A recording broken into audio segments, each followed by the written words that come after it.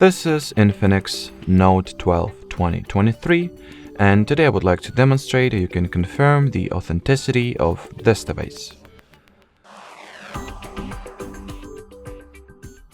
So first step is to, have the phone and its packaging near, then launch settings, go for the My Phone category, then tap at the model spec over here. So the serial number is the thing that we are interested in.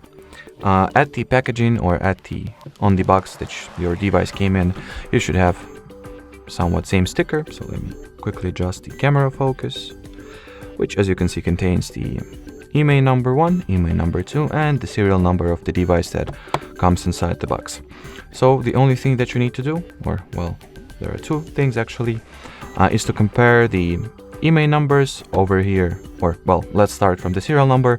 So compare these SN that you have over here at the packaging with the SN that you have